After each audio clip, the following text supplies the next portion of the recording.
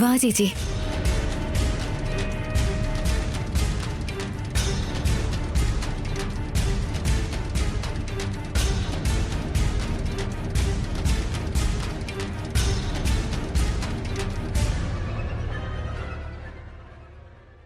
വാ ചേച്ചി.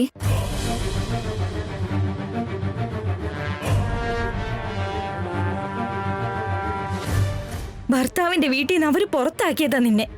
നിന്റെ കഴുത്തിലെ താലി കാണിച്ചിട്ടും മാരേജ് സർട്ടിഫിക്കറ്റ് അവരെ കാണിച്ചിട്ടും ഈ കുടുംബം നിന്റെ കാര്യത്തിൽ ഒരല്പം പോലും കരുണ കാണിച്ചിട്ടില്ല. അവസാനം നീ വെറും വഞ്ചകയാണെന്ന് പോലും പറഞ്ഞവരവര്. എന്നിട്ട് പോലും എന്തിനാ നീ ഇത്ര ധൈര്യം കാണിച്ച് ഇങ്ങോട്ട് വന്നേന്ന് എനിക്ക് മനസ്സിലാവുന്നതേയില്ല. നിന്റെ ഭർത്താവിന്റെ വീട്ടില് നിന്റെ ഭർത്താവ് മറ്റൊരു പെണ്ണുമായിട്ട് നടക്കുന്ന കല്യാണത്തിന് എന്തിനാ നീ ഇത്ര ധൈര്യത്തോടെ ഇങ്ങോട്ട് വന്നത്? നിന്റെ പുറകെ ഞാനും എന്തിനാ ഇങ്ങോട്ടേക്ക് വന്നത്? എനിക്കൊന്നും അറിയില്ല അവനി. ശ്രീകരന്റെ നിഹാരികയുടെയും കല്യാണം കഴിഞ്ഞ പിന്നെ നിനക്കൊന്നും ചെയ്യാൻ കഴിയില്ല. നീ എത്രയൊക്കെ കരഞ്ഞിട്ടും കാര്യം ഉണ്ടാവില്ല. കല്യാണം നടക്കാൻ വേണ്ടിയല്ല, ഇതെങ്ങനെയെങ്കിലും മുടക്കാൻ വേണ്ടി എന്തേലും ആലോചിക്കും. അവൻ ആ താലി കെട്ടുന്നതിന് മുന്നേ നല്ലതെന്തെങ്കിലും നടക്കുമെന്നുള്ള നിന്റെ ആഗ്രഹത്തിന് ഫലം ഉണ്ടാവും. ചേച്ചി, കുലദൈവമായ അന്നപൂർണ ദേവിയെ സംരക്ഷിക്കാൻ വേണ്ടി സ്വന്തം പ്രാണൻ പണയം വെച്ചവളാ ഞാൻ. ആ അമ്മ ഈ വീട്ടില് ന്യായത്തിന് വിരുദ്ധമായി ധർമ്മത്തിന് വിപരീതമായി ഒരു കാര്യവും ചെയ്യില്ല എന്നുള്ള വിശ്വാസം എനിക്കുണ്ട്. നിഹാരികയുടേത് ജാതകബലം, എന്റേത് താലിബന്ധം. ഈ ബന്ധം എന്നെയും എന്റെ ഭർത്താവിനെയും ചേർത്ത് വെക്കും.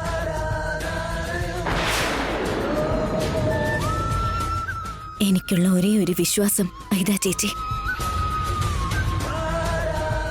നിങ്ങൾ ഒന്നുകൊണ്ടും പേടിക്കണ്ട. ഞാൻ എത്രയൊക്കെ ശ്രമങ്ങൾ നടത്തിയിട്ടും ആരും സമ്മതിച്ചില്ലല്ലോ. എന്തു വേണമെങ്കിലും സംഭവിക്കാം. ധൈര്യത്തോടെ മുന്നോട്ട് പോകാം. വാ ചേച്ചി.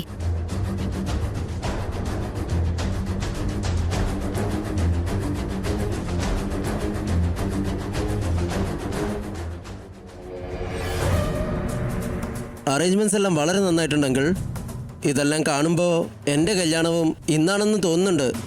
അവന് നിന്നെ കല്യാണം കഴിക്കുമെന്ന് സ്വപ്നം കണ്ട് നിൽക്കുമല്ലേ നീ? അവള് നിന്നെ തേക്കും, നോക്കിക്കോ.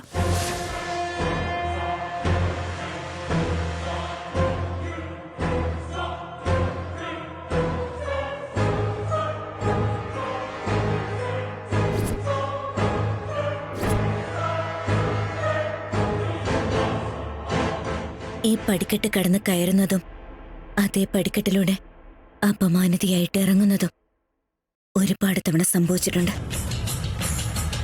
ഇത്തവണ അങ്ങനെ സംഭവിക്കാതിരിക്കാൻ എന്നെ ആശീർവദിക്കൂ അമ്മേ.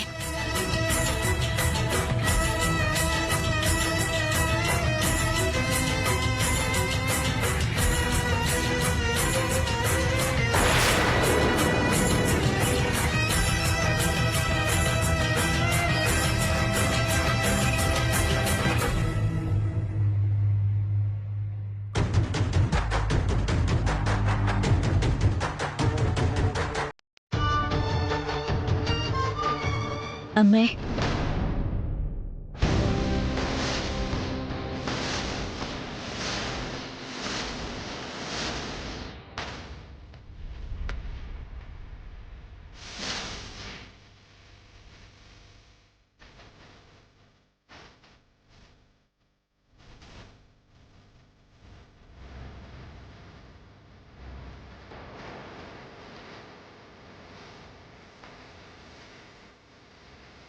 നീ കാണിച്ച തോന്നിയാസങ്ങളും കാണിച്ച വഞ്ചനയും സഹിക്കാൻ വയ്യാതെ വീട്ടിൽ നിന്നും പുറത്താക്കിയതല്ലേ നിന്നെ? എന്നിട്ട് പോലും നാണമില്ലാതെ വന്ന് നിൽക്കുന്നുണ്ടോ? ഞാൻ വന്നത് എന്റെ അമ്മാവന്റെയും അമ്മായിയുടെയും വീട്ടിലേക്ക്, നിങ്ങളുടെ വീട്ടിലേക്കല്ല.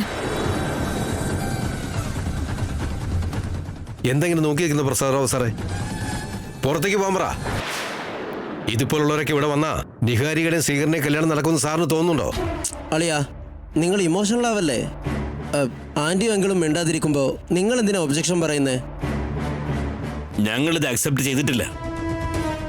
നോക്ക്, സംഭവിക്കാനുള്ളത് സംഭവിച്ചു. ഇനി നിങ്ങളും ഞങ്ങളും തമ്മിൽ വീട്ടിലേക്കുള്ള പോക്കുവരവുകൾ വേണ്ട. ഞങ്ങൾ ഒരുപാട് കാലമായിട്ട് കാത്തിരിക്കുന്ന നല്ല കാര്യം നടക്കാൻ പോവാ. ഡിസ്റ്റർബ് ചെയ്യരുത്. ഞങ്ങള് പ്രശ്നം ഉണ്ടാക്കാൻ വന്നതല്ല. നിങ്ങളാരും ടെൻഷൻ ആവരുത്. നിങ്ങളെ ആരും കല്യാണത്തിന് വിളിച്ചില്ലല്ലോ, പിന്നെ എന്തിനാ വന്നത്? ഞങ്ങള് വിളിക്കാത്ത കല്യാണത്തിന് വന്നതല്ല. നിങ്ങളുടെ മരുമകള് തന്നെയാ ഞങ്ങൾക്ക് ക്ഷണിക്കത്ത് തന്ന് വരാൻ പറഞ്ഞത്. അതിന് നിങ്ങളുടെ മകന്റെ സപ്പോർട്ടും ഉണ്ടായിരുന്നു.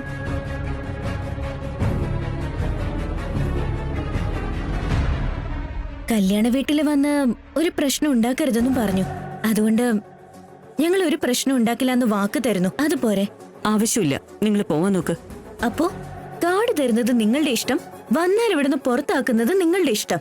അതിന് കാർഡ് തന്നത് ഞങ്ങളല്ലല്ലോ. അപ്പൊ നിങ്ങൾ നിങ്ങളുടെ മരുമകളും രണ്ടാണെന്നാണോ? നിങ്ങൾ വിളിച്ചവര് മാത്രമാണോ വന്നിട്ടുള്ളേ? നിങ്ങളുടെ മരുമകളും മകനും ഒന്നും വിളിച്ചവരാരും വന്നിട്ടില്ലേ? ദേ കണ്ടില്ലേ, അവള് കിടന്ന് വാദിക്കുന്നത് കണ്ടോ? ചേച്ചി, നിങ്ങളൊന്ന് കൂളാവന്നേ. ഡാ, ഈ കാര്യത്തിൽ നീ വെറുതെ തലയിടാൻ നിൽക്കണ്ട. പ്രസാദ് റാവു സാറേ, ഇവരെ പുറത്താക്കുന്നുണ്ടോ ഇല്ലയോ? ഞാൻ ഇങ്ങോട്ട് വരുന്നില്ല എന്ന് പറഞ്ഞിട്ട് നീ എന്നെ ഇങ്ങോട്ട് വിളിച്ചോണ്ട് വന്നത് നമുക്ക് ഇതിന്റെയൊക്കെ ആവശ്യമുണ്ടോ? അമ്മാവ, എനിക്ക് നിങ്ങളോട് യാതൊരു ദേഷ്യവും ഇല്ല. ബന്ധുക്കളാണല്ലോ എന്നുള്ള ചിന്ത കൊണ്ട് ഞങ്ങൾ ഇങ്ങോട്ട് വന്നേ, ശത്രുക്കളായിട്ടല്ല. ഞങ്ങളെ കാരണം യാതൊരു ബുദ്ധിമുട്ടും ഉണ്ടാവില്ല എന്ന് ഞാൻ വാക്ക് തരുന്നു.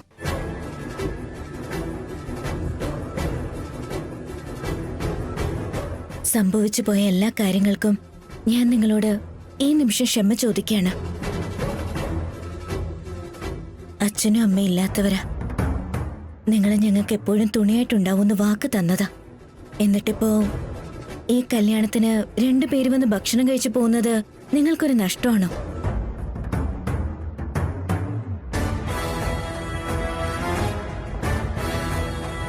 ഞാനെന്തെങ്കിലും പ്രശ്നം ഉണ്ടാക്കുമെന്ന് നിങ്ങൾക്ക് ഇപ്പോഴും സംശയമുണ്ടെങ്കിൽ ഇവിടുത്തെ അമ്മയുടെ മേൽ സത്യം ചെയ്ത് ഞാൻ പറയാം, ഞാൻ ഒരു പ്രശ്നം ഉണ്ടാക്കില്ല.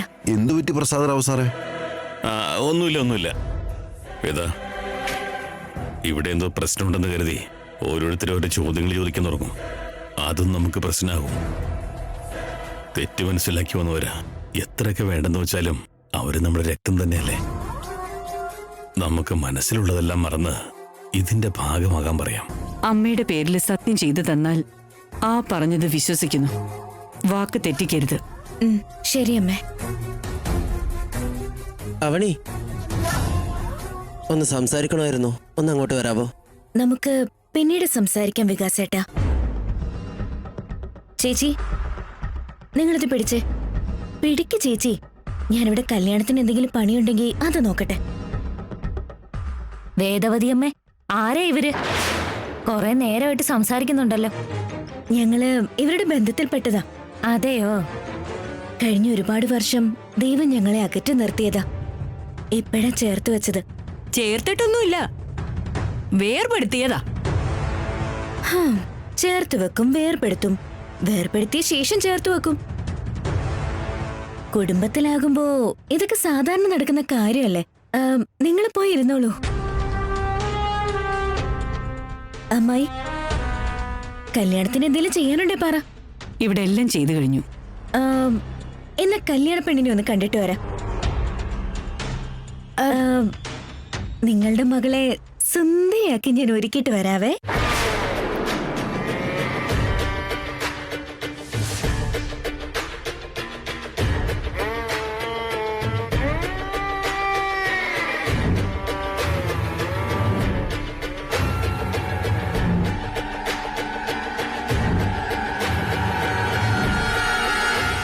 എന്തു പറ്റി? വലം കണ്ണ് തുടിക്കുന്നുണ്ട് വസന്ത ചേച്ചി.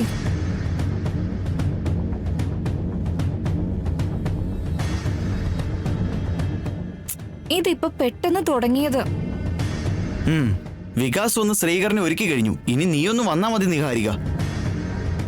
എന്ത് പറ്റി? വാടിപ്പോയ കുമ്പളങ്ങയുടെ മുഖം പോലെ എല്ലാവരുടെ മുഖം എന്താ ഇങ്ങനെ ചമ്മി നിൽക്കുന്നേ? നിഹാരികയുടെ വലം കണ്ണ് തുടിക്കുന്നുണ്ട് അത്ര ഏട്ടാ.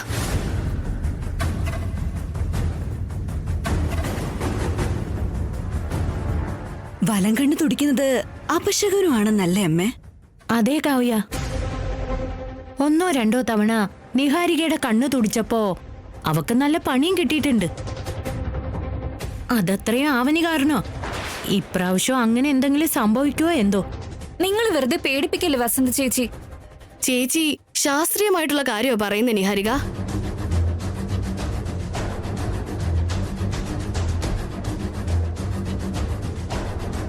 കൃപയാ ധ്യാൻ ദേ.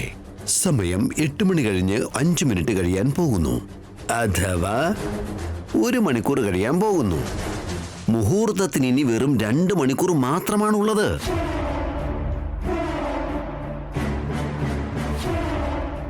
എനിക്കെന്തോ പ്രശ്നം തോന്നുന്നുണ്ട്. കല്യാണ പെണ്ണേ,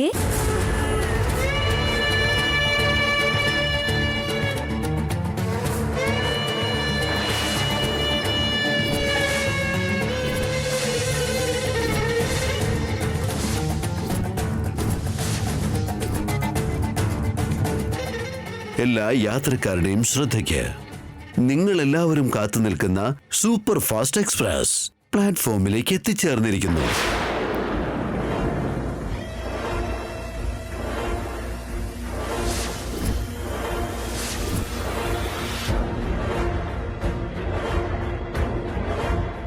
ഇവർക്കാർക്കും വിശ്വാസമില്ലെങ്കിലും നീ വരുമെന്ന് എനിക്ക് നല്ല വിശ്വാസമുണ്ടായിരുന്നു. എന്റെ മേൽ ഇത്രയ്ക്ക് വിശ്വാസം വെച്ചതിന് താങ്ക്സ് ഏട്ടാ. ഡ്രാഗൺ എത്തിയല്ലോ, ഇനി അവൾ നിന്നെ വിഴുങ്ങി കളയും നിഹാരിക. കല്യാണ പെണ്ണേ, എന്തെങ്ങനെ ഷോക്കായിട്ട് നിൽക്കുന്നേ? എന്തു പറ്റി? നീ എന്തിനാ വന്നേ? ക്ഷണക്കത്ത് തന്നതല്ലേ? വരണ്ടെന്ന് പറഞ്ഞിട്ടാ ഞാനത് തന്നത്. ഞാനത് പോസിറ്റീവായിട്ടാ എടുത്തത്, അതുകൊണ്ടാ വന്നത്. എവിടെയെങ്കിലും ഇരുന്ന് കരയാൻ വേണ്ടിയാ തന്നത്. കണ്ണീര് വേസ്റ്റ് ആവും, ആരോഗ്യത്തിനും ദോഷമല്ലേ. എനിക്കെന്തിന്റെ കേടാ? നിന്റെ പ്ലാനുകളുടെ മുന്നിൽ ഞാൻ ഒന്നുമല്ല. എനിക്കൊന്നും ചെയ്യാൻ കഴിയില്ല. അങ്ങനെയുള്ളപ്പോ ഞാൻ വിഷമിച്ചിരിക്കുന്ന എന്തിനാ? ചങ്കുപൊട്ടി കരയുന്ന എന്തിനാ? അതുകൊണ്ടാ ഞാൻ വന്നത്. എന്റെ ചേച്ചിനെയും കൂടെ കൂട്ടിയിട്ടാ ഞാൻ വന്നത്.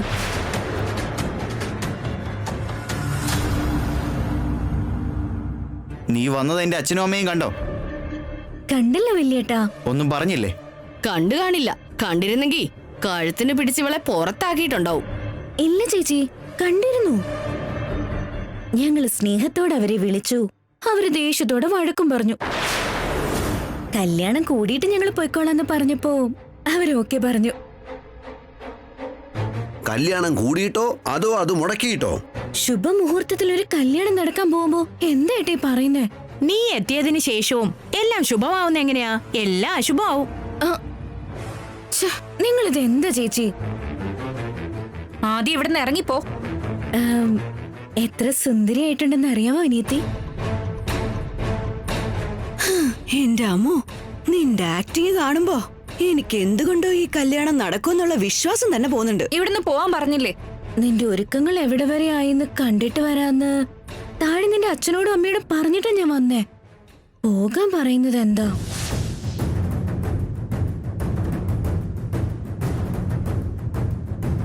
നിന്റെ മനസ്സിന് വലിയ സൗന്ദര്യമൊന്നും ഇല്ലെങ്കിലും നിന്നെ ശരിക്കും കാണാനിപ്പോ നല്ല സുന്ദരിയായിട്ടുണ്ട്. മനസ്സറിഞ്ഞ് പറയാ ഞാൻ. നിന്റെ മോഹന വാക്കുകളും മായ നടനൊക്കെ നീ എന്റെ അടുത്ത് ഇറക്കണ്ട. നിന്നെ ഞാൻ ശരിയാക്കി തരാം, വാ.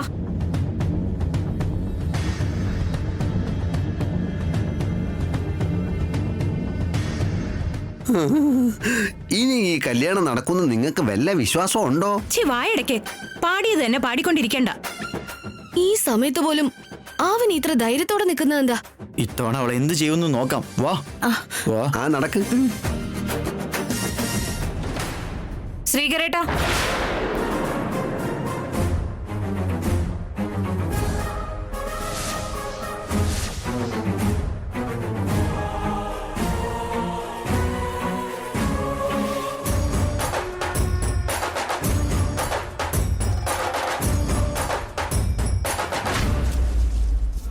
ഇവിടെ ഈ കല്യാണത്തിന് നിങ്ങളാണോ ക്ഷണിച്ചത്?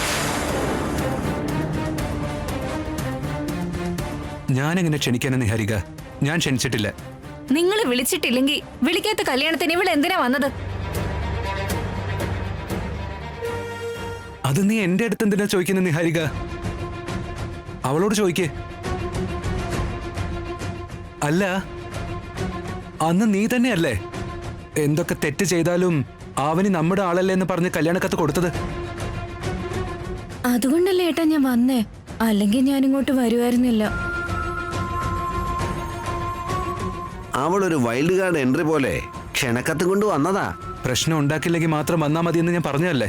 ഇപ്പൊ ഞാൻ എന്തെങ്കിലും പ്രശ്നം ഉണ്ടാക്കിയോ? നേരത്തെ തന്നെ എന്റെ ഏട്ടനുമായിട്ടുള്ള കല്യാണം കഴിഞ്ഞതാ. ദാ ഇത് നോക്ക്, താലി കണ്ടില്ലെന്നും പറഞ്ഞ് ബന്ധുക്കൾക്ക് എല്ലാവർക്കും ഞാനിത് കാണിച്ചു കൊടുത്തോ? ഇല്ലല്ലോ.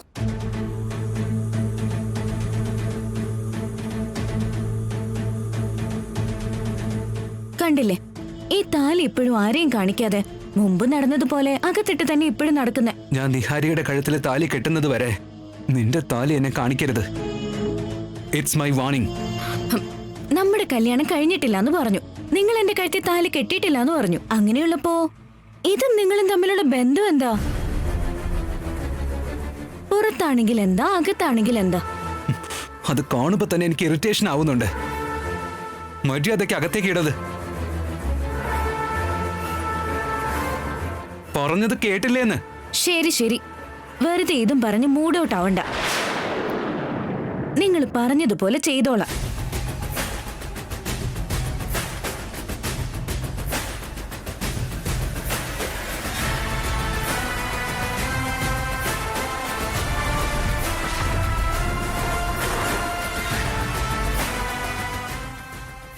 അമ്മേ, അന്നപൂർണാദേവി, ചിലര് ജാതകത്തിൽ വിശ്വസിക്കും. ഞാൻ പക്ഷേ വിധിവിലക്കുകളിൽ വിശ്വസിക്കുന്നു. എന്നോട് നീ നീതി കാണിക്കണം.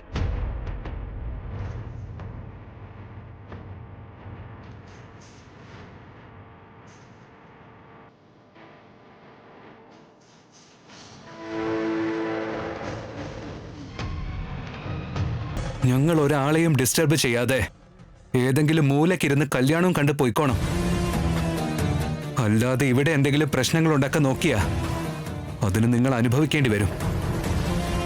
കൂൾ സീക്രട്ടാ, കൂൾ കൂൾ.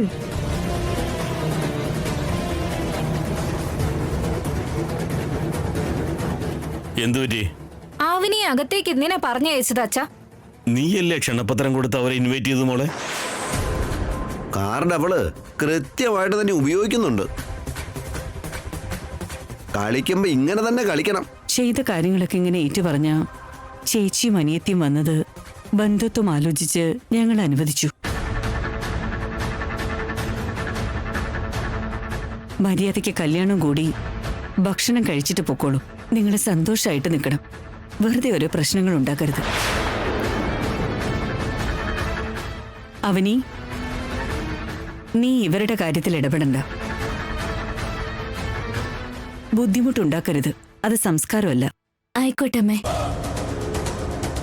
നിങ്ങളുടെ ഭാവി മരുമകൾക്കറിയാവുന്ന അത്രയും സംസ്കാരം എനിക്ക് അറിയില്ലെങ്കിലും കുറച്ചൊക്കെ ഞാനും പഠിച്ചിട്ടുണ്ട്. കുറച്ച് കഴിഞ്ഞാ രണ്ടുപേരുടെയും കല്യാണം നടക്കുന്നതല്ലേ. അത് കണ്ട് സന്തോഷിച്ച് അക്ഷതങ്ങൾ എറിഞ്ഞ് ആശീർവദിച്ച് ഞാൻ പോയിക്കോളാം. അങ്ങനെ ഒരു ഗ്യാപ്പ് ഇട്ട് കുത്തി കുത്തി പറയുന്നത് എന്തിനാ? അങ്ങനെയൊന്നും സംഭവിക്കില്ലെന്ന് ഇപ്പോഴേ ഹിന്റ് തരുന്നതാ. അങ്ങനെ ഒരു അർത്ഥമുണ്ടോ? ഉണ്ട്. ഏട്ടാ, ഈ ഗെറ്റപ്പില് നിങ്ങളെ കാണാൻ അടിപൊളിയായിട്ടുണ്ട്. എടി, നാണമില്ലേ നിനക്ക്? അതെന്താ എന്താ അങ്ങനെ പറഞ്ഞേ? മറ്റൊരു പെണ്ണിന്റെ ഭർത്താവാകാൻ പോകുന്ന ആളെ പിടിച്ച് എന്തിനാ ഈ പെർഫോമൻസ്? അയ്യോ, ഞാനെപ്പോഴാ പിടിച്ചത്? നിന്റെ സംസാരം കൊള്ളാലോ. മതിയാക്കാവനി, നീ പുറത്തേക്ക് വാ. കല്യാണ മണ്ഡപത്തിൽ ഇരിക്കുന്നതിന് മുമ്പ് നിങ്ങൾക്ക് ഓർമ്മ തിരിച്ചു കിട്ടണോ ഏട്ടാ? വരൂ.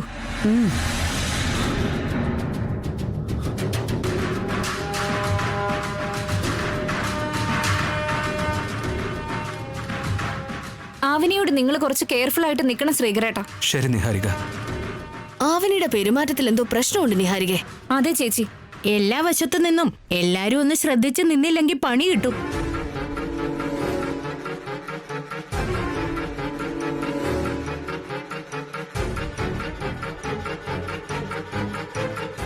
അവണിയോട് ഒറ്റക്കൊന്ന് സംസാരിക്കണം. പൂജാരി, നടക്കാൻ പോകുന്നത് എന്റെ അമ്മയുടെ മോന്റെ കല്യാണോ? എന്തെങ്കിലും പണിയുണ്ടെങ്കിൽ പറയണം, ഞാൻ ചെയ്തോളാം. ഓ ശരി മോളെ. അവളെ ഓവറാക്കുന്ന കാണുന്നില്ലേ? കാണുന്നുണ്ട്.